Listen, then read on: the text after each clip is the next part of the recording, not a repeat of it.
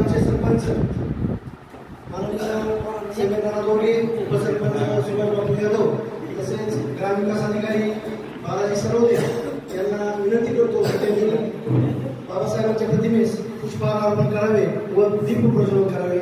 तसेच जनाधार ग्रुपचे प्रतिनिधी आणि गायकवाड, वंचित बहुजन आघाडीचे नेते उत्तमराव गायकवाड, तसेच झोपडपट्टी सुरक्षा दलाचे नेते दत्ता गाडर यांनीही पुष्पहार अर्पण करण्यासाठी पुढे यावं आणि कार्यक्रमाला सुरुवात करावी।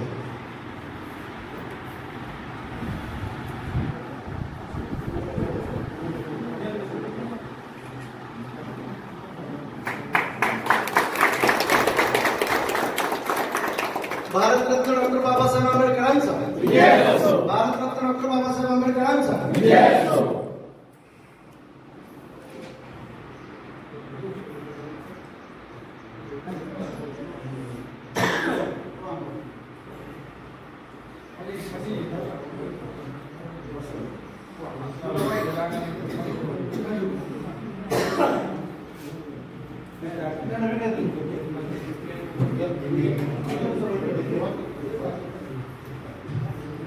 या ठिकाणी मान्यवरांच्या हस्ते दीप प्रज्वलन होऊन पुष्पहार अर्पण झाले आहे।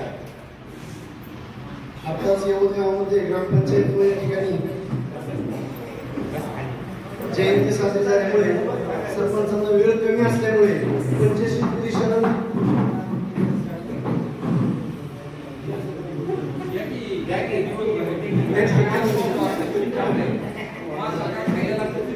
सोसायटीच्या माध्यमातून आज आपण इथं डॉक्टर बाबासाहेब आंबेडकर यांची जयंती 134वी जयंती साजरी करत आहोत। अतिशय चांगला प्रसंग आहे। यवत पंचक्रोशीमध्ये प्रत्येक विभागामध्ये जयंतीचा कार्यक्रम साजरा केला जातो आणि हा प्रत्येक वार्डामध्ये सुद्धा व्हायला पाहिजे असं मी सरपंचांना विनंती करतो। जयंतीचा कार्यक्रम ज्याप्रमाणे सर्व वस्ती आहेत, आपले 6 वार्ड आहेत ग्रामपंचायतीचे, त्या 6 वार्डांमध्ये जर आंबेडकर जयंती साजरी होत असेल, आपण सगळे आंबेडकरांना मानतो, आंबेडकरांना मानणं आणि आंबेडकरांना जाणणं याच्यात जमीन आसमानचा फरक आहे। बाबासाहेब जर खऱ्या अर्थाने जाणून घ्यायचं असेल तर बाबासाहेबांचं कार्य कुठेतरी पुढे यायला पाहिजे। आपण अख्खा देश बाबासाहेबांचा घटनेवर चाललेला आहे, बाबासाहेबांच्या घटनेवर अख्खा देश चाललाय।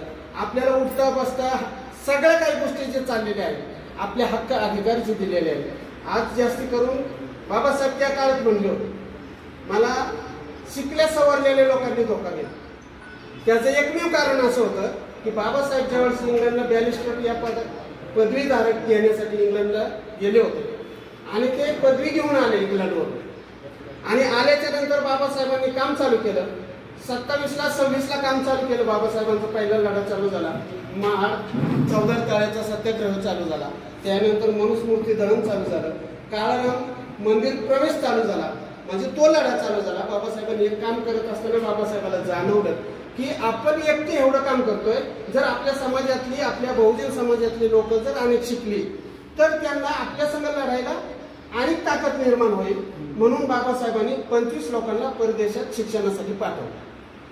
शिक्षणासाठी पाठवलं, बाबासाहेबांना असं वाटलं की हे 25 लोक भारतात आल्याच्या नंतर जसं मी काम करतोय त्याप्रमाणे हे 25 लोक काम करतील। ते बॅरिस्टर होऊन आले, परंतु प्रत्येकाने आपले परपंच पाहिला, कोणी घर पाहिलं, कोणी गाडी पाहिली, कोणी माळी पाहिली, कोणी इस्टेट कमावली। सगळ्या काही गोष्टी शिक्षणाच्या माध्यमातून लोकांनी स्वार्थ साधून घेतला आणि बाबासाहेब एकमेव अशी व्यक्ती आहे की त्यांनी समाजासाठी काम केलं। एका समाजासाठी नाही केलं, बहुजन समाजासाठी बाबासाहेबांनी काम केलं आणि ते काम बाबासाहेबाला अपेक्षित होतं या 25 लोकांनी ते काम करावं, पण तसं घडलं नाही।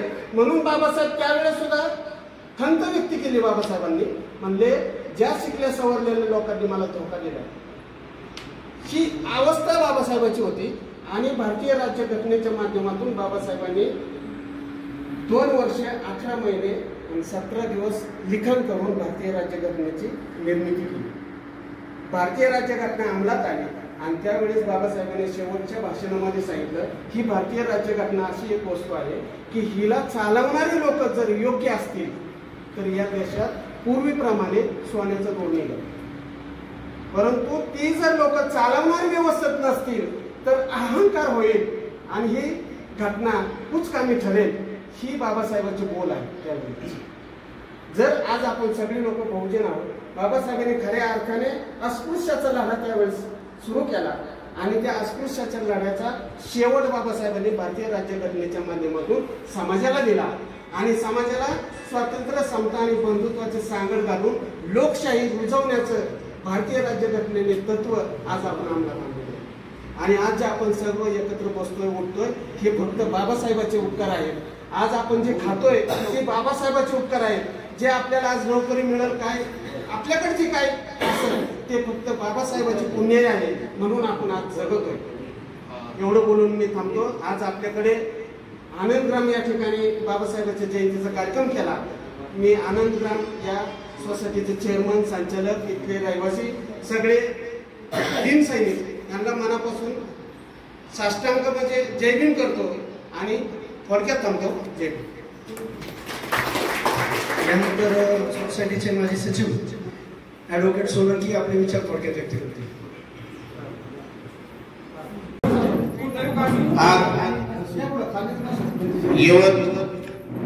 आणि यवत कृषीतील भारतरत्न परमपूज्य डॉक्टर बाबासाहेब आंबेडकर यांच्या 134व्या जयंतीनिमित्त विविध प्रकारे यवतमध्ये जयंती साजरी करण्यात येत आहे.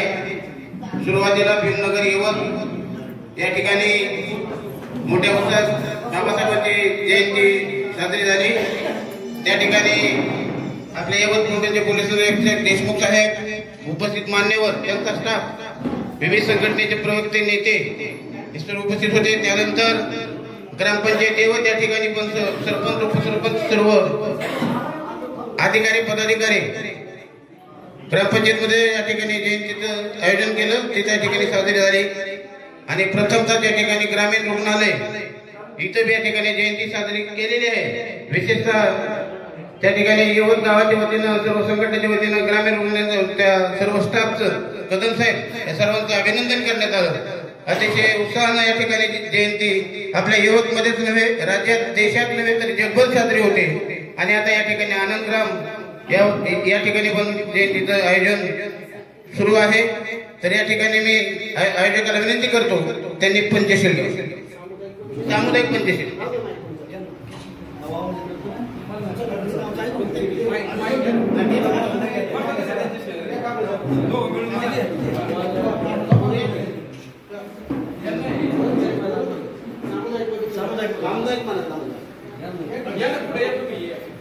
बुद्धं नमामि, धम्मं नमामि, संघं नमामि. नमो तस्स भगवतो अरहतो सम्मा संबुद्धस्स. नमो तस्स भगवतो अरहतो सम्मा संबुद्धस्स. नमो तस्स भगवतो अरहतो सम्मा संबुद्धस्स. बुद्धं शरणं गच्छामि, धम्मं शरणं गच्छामि, संघं शरणं गच्छामि. द्वितीयंपि बुद्धं शरणं गच्छामि, द्वितीयंपि धम्मं शरणं गच्छामि, द्वितीयंपि धम्मं शरणं गच्छामि.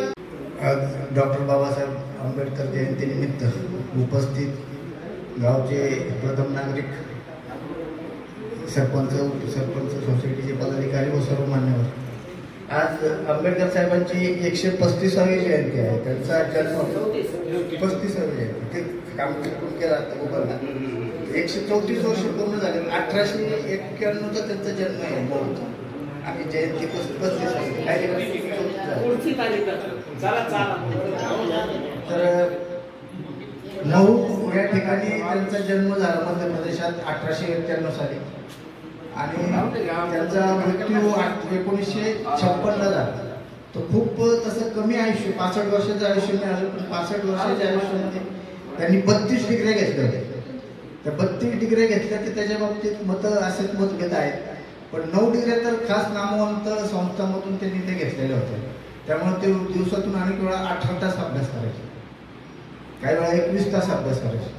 8 वर्षाचा एक कोर्स त्यांनी 2 वर्षात 3 महिन्यात पूर्ण केला होता. म्हणजे ती डिग्री इतरांना 8 वर्ष करावं लागतो तो आपल्याला, तो त्यांनी 2 वर्षात पूर्ण केला होता. आणि त्याच्यामध्ये ते जगभरात प्रथम क्रमांक असायचा सगळे. म्हणजे अशा प्रकारे त्यांचा जो अभ्यासाचा व्यासंग होता त्याची बरोबरी कुठंच होत नाही. आणि खूप म्हणजे त्या काळी ते अस्पृश्य घरात जन्मलेले आणि खूप मोठा संघर्ष होता. शिक्षणासाठी घरातनं आर्थिक परिस्थिती नव्हती, तर बडोद्याच्या संस्थानाने त्यांना स्कॉलरशिप दिली सुरुवातीला. त्यांचं शिक्षणाचं टॅलेंट पाहून त्यांना स्कॉलरशिपच्या मदतीने ते शिकले आणि त्यातनं ते भारताचे कायदा मंत्री पण होते पहिले. 65 वर्षाच्या आयुष्यामध्ये माणूस काय काय करतो हे जर आपण अभ्यासलं तर पुढच्या पिढीला ते खरोखर प्रेरणादायक आहे. आता आपल्यातले अनेक जण आम्ही आता 58 वयापर्यंत आलो, पण त्यांनी कसं मॅनेज केलं असेल. त्यावेळी ते कायदा मंत्री होते. घटना आता ज्यावेळी स्वातंत्र्य मिळालं 1947ला, त्यावेळी 47ला स्वातंत्र्य मिळालं. कायदे जुने होते, भारताकडे कायदा नव्हता. मग स्वातंत्र्य 15 ऑगस्ट 47ला देश स्वतंत्र झाला आणि 29 ऑगस्ट 47ला पहिली बैठक झाली नवीन पुढारी देशात. मग आता आपल्याला आपला देश चालवायचा आहे तर कायदा तयार केला पाहिजे. आणि मग ते पहिले घटना समितीचे अध्यक्ष बाबासाहेब आंबेडकर झाले आणि तिथून पुढं त्यांनी अनेक वर्ष जगभरातल्या वेगवेगळ्या कायद्यांचा अभ्यास करून भारताच्या संपूर्ण परिस्थितीचा तिथल्या स्थानिक वातावरणाचा अभ्यास करून सर्व समाजाला एकसारखा एक लोकशाही पद्धतीने बांधून ठेवता येईल अशा प्रकारची घटना त्यांनी तयार केली. आणि त्याच्यामध्ये त्यांचं योगदान हे सगळ्यात जास्त होतं. आणि त्यामुळं त्यांचं एक असं वाक्य होतं की जो शिक्षण हे वाघिणीचं दूध आहे, जो शिकणार तो बरोबर. म्हणजे त्याच्यात त्यांचं ज्ञान इतकं आगत होतं की अनेक वेळा त्यावेळेच्या काँग्रेसला त्यांना मान सन्मान देऊन त्यांना कायदा मंत्री करावं लागलं. ते केवळ त्यांच्या शिक्षणामुळे, त्यांच्या ज्ञानामुळे. आणि त्यामुळं खरोखर एक चांगली राज्यघटना आपल्या देशभरात उपस्थित राहिली. त्याचाच परिणाम आज आपण सर्व जाती धर्माचे लोक इथं एकत्र येतो, मिसळतो. हे केवळ सगळं श्री बाबासाहेब आंबेडकरांना जातं एवढं बोलून शकतो.